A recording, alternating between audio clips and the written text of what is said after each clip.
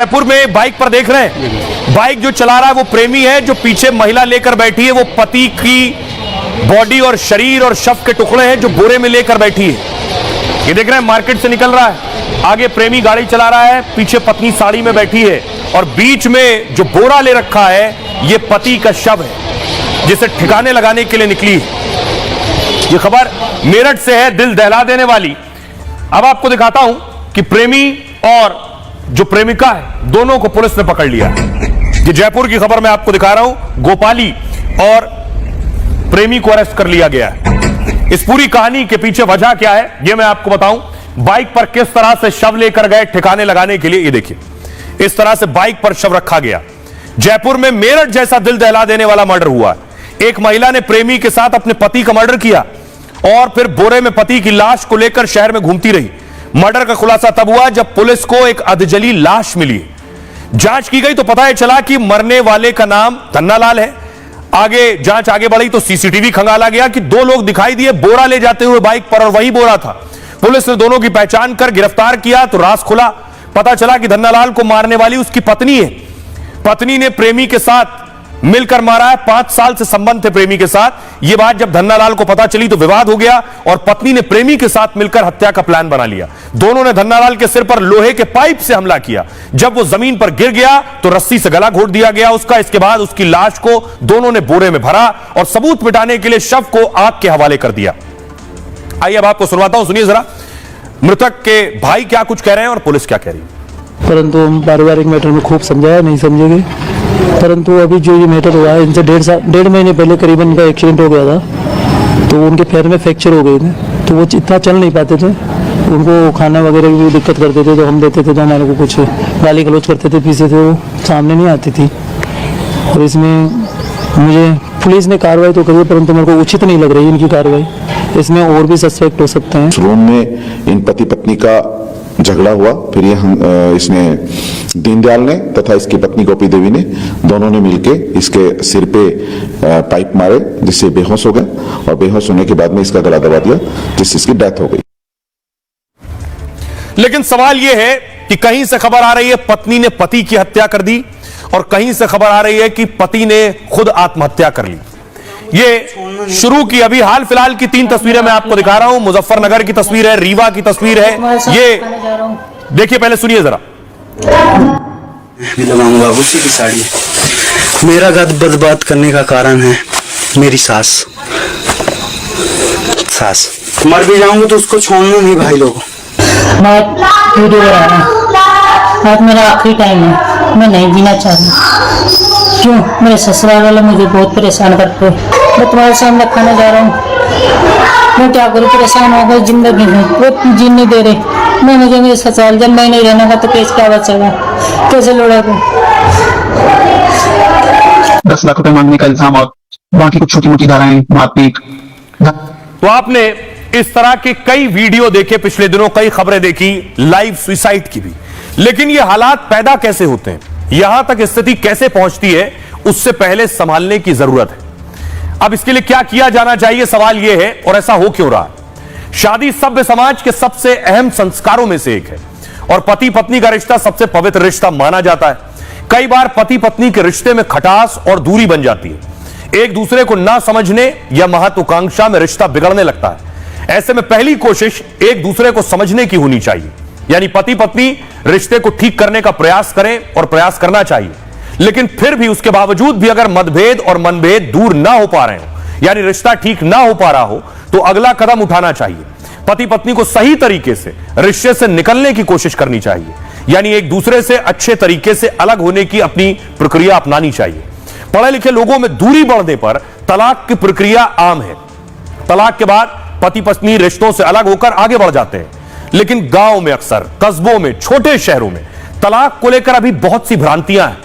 समाज में बहुत से लोग तलाक को अभिशाप और पाप समझते हैं और इस नजर से ही देखते हैं। अगर तलाक का फैसला महिलाएं लेती हैं तब तो इसे पाप ही मान लेते हैं। तो क्या समाज के दबाव में अलग ना हो पाने के चलते कई बार बड़े अपराध हो जाते हैं? यह भी इन खबरों से और ये जो घटनाएं हुई हैं इसके बाद से ये नजीर सामने आती है और सीख भी है लोगों के लिए। आइए अब आपको सुनवाता हूं क्या कुछ कह रही है मनोवैज्ञानिक शिवानी मिश्री साधु। अरेंज मैरिजेस का चलन आज भी इंडिया में चल रहा है। डिवोर्स जैसे जब होता है स्पेशली एक लड़की का, तो वो एक स्टिग्मा और एक टैबू की तरह देखा जाता है, बिकॉज लोगों को ये लगता है कि फैमिली का जो डिसीजन मेकिंग प्रोसेस था उसमें उनने कोई गलती कर दी, वो ठीक से कर नहीं पाए, इसके कारण डिवोर्स हो गया। दूसरा, उनको लगता है कि एक लैक ऑफ ऑनर हो गया या लॉस ऑफ ऑनर हो गया, हम दुनिया को क्या मुंह दिखाएंगे कि हमारी बेटी का तलाक हो गया। तीसरा, जब ये एक स्टिग्मा हमारी सोसाइटी में अभी भी है, तो उसके कारण भी लोग औरतों को एक जजमेंट भरी निगाहों से देखते हैं, चाहे हम कितना भी प्रोग्रेस कर लें। पीपल डू जज women differently who are divorced, और उनको जॉब अपॉर्चुनिटीज मिलने में भी दिक्कत हो जाती है। तो मुस्कान अगर सौरभ से पहले ही अलग हो गई होती तो कई जिंदगियां बर्बाद नहीं होती, सौरभ की हत्या नहीं होती, मुस्कान और साहिल पूरी जिंदगी अब जेल में काटेंगे, उन्हें जेल नहीं जाना पड़ता, और उनकी एक छोटी बेटी है उसकी जिंदगी भी खराब ना होती। बहरहाल खबरों में आगे बढ़ते हैं। आज की एक और बड़ी खबर है, आधार से लिंक होगा वोटर आईडी कार्ड। ये खबर पिछले कई दिनों से चल रही है कि अब वोटर आईडी और आधार लिंक होने जा रहे हैं। इससे पहले आधार और पैन कार्ड लिंक हुए। आइए आपको बताते हैं इसके पीछे क्या वजह है, क्यों तैयारी की है सरकार ने ऐसा करने की। दरअसल चुनाव में फर्जी वोटर होने के लगातार आरोप लगे हैं।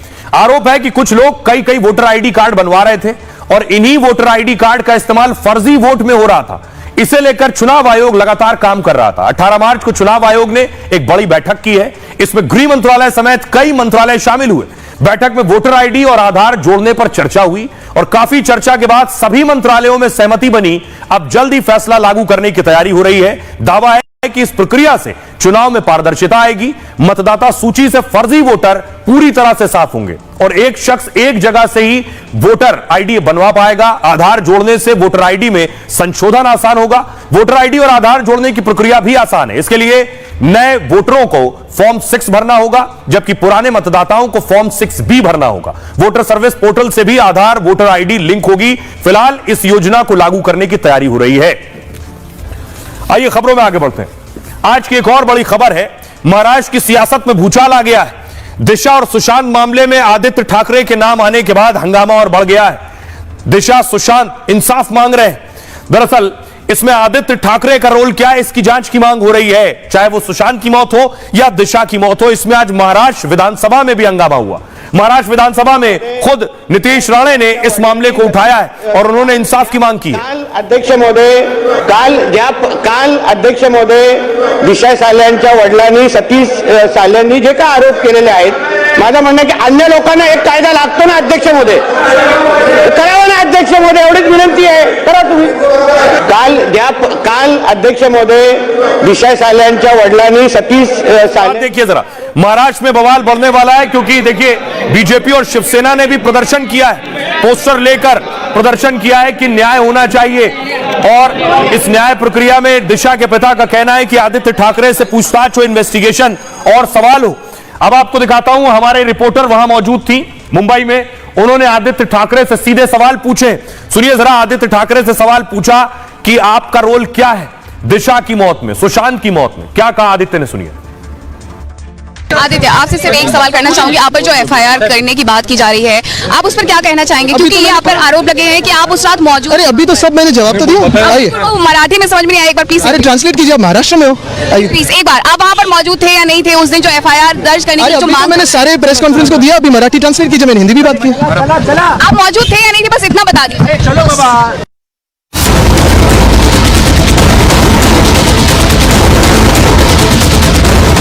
रिपब्लिक भारत के खुलासे के बाद दिशा सालियान को लेकर आदित्य ठाकरे की मुश्किलें बढ़ सकती हैं। महाराष्ट्र विधानसभा से लेकर सड़कों तक मुद्दे की गूंज सुनाई दे रही है। रिपब्लिक भारत ने जब आदित्य ठाकरे से दिशा के पिता के आरोपों पर जवाब लेने की कोशिश की तो वो सवालों से बचते नजर आए। आदित्य, आपसे सिर्फ एक सवाल करना चाहूंगी। आप पर जो एफआईआर करने की बात की जा रही है, आप उस पर क्या कहना चाहेंगे? क्योंकि ये आप पर आरोप लगे हैं कि आप उस रात मौजूद। अरे अभी तो सब मैंने जवाब तो दिया। आइए, तो मराठी में समझ में नहीं आया, एक बार प्लीज। अरे ट्रांसलेट कीजिए, आप महाराष्ट्र में हो, आइए प्लीज एक बार। आप वहाँ पर मौजूद थे या नहीं थे उस दिन जो एफआईआर दर्ज करने की जो मांग? मैंने सारे प्रेस कॉन्फ्रेंस को दिया, अभी मराठी ट्रांसलेट कीजिए, मैंने हिंदी भी बात की। आप मौजूद थे या नहीं थे, बस इतना बता दीजिए। दिशा सालियान के साथ सुशांत सिंह राजपूत की मौत की फिर से जांच की मांग तेज हो गई है। एक घटना घटी, उस समय शिवसेना की सरकार थी और कहीं न कहीं लोग उद्धव ठाकरे और उनके बेटे, इन दोनों को लोगों ने निशाना किया था कि इन्हीं लोगों का कहीं न कहीं हाथ है। ये लोकल में मामला उठ रहा था। एक युवा नेता जो अच्छा काम कर रहा है उसको बदनाम करने की एक कोशिश है, हमारे पार्टी को बदनाम करने की एक कोशिश। दिशा सालियान मैटर को लेकर के बॉम्बे हाईकोर्ट में याचिका दायर की गई है, उसको लेकर के आपकी क्या प्रतिक्रिया है? मुझे पता नहीं है, क्यों ये मुद्दा अब उठ रहा है, आपको क्या लगता मुझे पता ही नहीं क्यों डाला गया। है? आपकी सरकार थी, महाविकास आघाड़ी की सरकार थी, उस दौरान जो है इस केस की जांच हुई। बाद में बात करेंगे।